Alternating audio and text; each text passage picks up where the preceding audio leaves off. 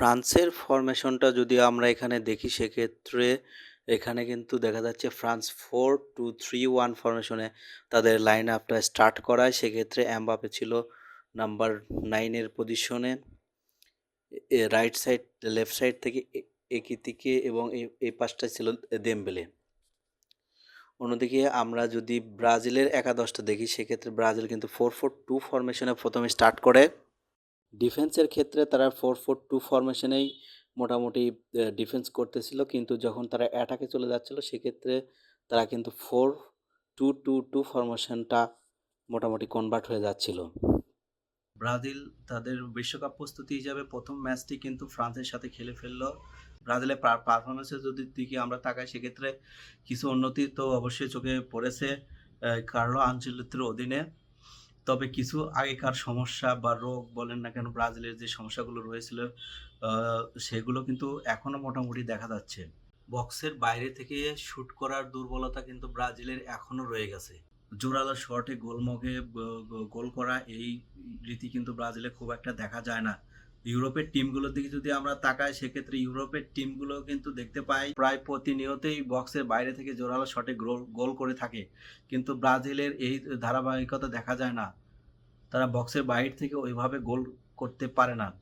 তারা স্কিলে বা টেকনিকে বা ড্রিবলিংয়ে ভালো হয়ে থাকে, কাটিয়ে গোল করতে তারা পারে, কিন্তু বক্সের বাইরে থেকে যে জোরালো শটে গোল করা সেই রীতিটাও ব্রাজিলে ওইভাবে দেখা যায় না। যদিও এই ম্যাচে অনেকগুলো ট্রাই তারা করেছে কিন্তু শট অন টার্গেটে রাখতে পারেনি এবং শটগুলো প্রায় বেশিরভাগই ছিল দুর্বল। স্লো বিল্ড আপ ব্রাজিলে কিন্তু একটি মারাত্মক রোগ। কুইক ট্রানজিশনে তারা যে কাউন্টার অ্যাটাক করবে সে ধরনের ফুটবল কিন্তু ব্রাজিলে দেখা যায় না। তারা কিন্তু স্লো ট্রানজিশনে মুভ করে এবং আস্তে আস্তে বিল্ড করে খেলার চেষ্টা করে। আরও একটি বড় সমস্যা হচ্ছে ক্রাঞ্চ মোমেন্টে গোল খেয়ে বসা। আর ফিনিশিং এর দুর্বলতা ব্রাজিলে কিন্তু এখনো রয়ে গেছে। বিশেষ করে নাম্বার 9 এর অভাব কিন্তু ব্রাজিল অনেক দিন থেকেই ভুগতেছে। রাফিনিয়া এখান থেকে লং বল আসে, অনেক কয়টা লং বল ব্রাজিল প্রথম ফার্স্ট হাফে খেলেছে সুন্দর মতো, কিন্তু রাফিনিয়ার এখানে একটু পলিশ হওয়া উচিত ছিল।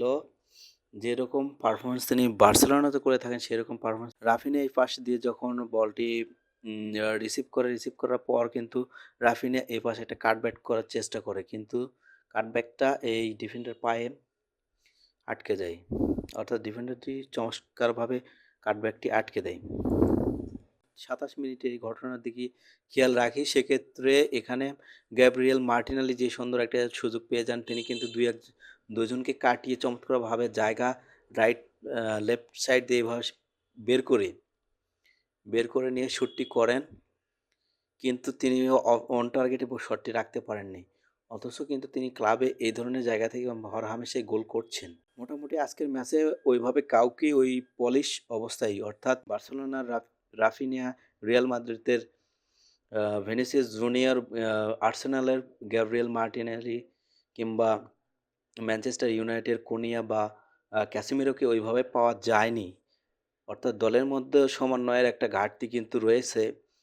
তাদের একসাথে আরও গেম কিছু পাওয়া উচিত এবং সেক্ষেত্রে আরও পলিশ হয়ে ওঠা দরকার। ফ্রান্স প্রথম গোলটি পেয়ে যায় কিন্তু ব্রাজিলের ডিফেন্ডারে ভুলে, সেক্ষেত্রে ডিফেন্ডার এখানে বল লুজ করার ফলে কিন্তু দেমবেলে চমৎকার একটি থ্রু বল পাঠিয়ে দেয় এমবাপের কাছে। এমবাপে কিন্তু এই বলটি মিস করার পাত্র নয়, চমৎকারভাবে চিপ করে গোলটি কিন্তু আদায় করে নেয় এমবাপে।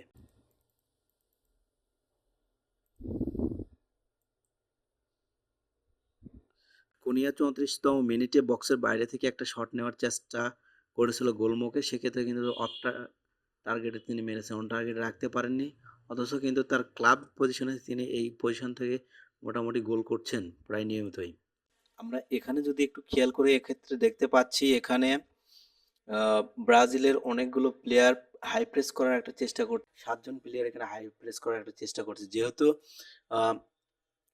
ফ্রান্সের একটা প্লেয়ার লাল কার্ডে কম হওয়ার ফলে 10 জন দলে পরিণত হয়, হাই প্রেস করছে। কিন্তু এখানে যে ভুলটি করে বসে সেটা হচ্ছে এই পাশ দিয়ে লেফট সাইড দিয়ে ডিফেন্ডাররাও ছিল উপরে, যার ফলে এখান থেকে একটা থ্রু বল আসার প্রেক্ষিতে এখানে কিন্তু মোটামুটি 4-2 সিচুয়েশন তৈরি হয়ে যায়।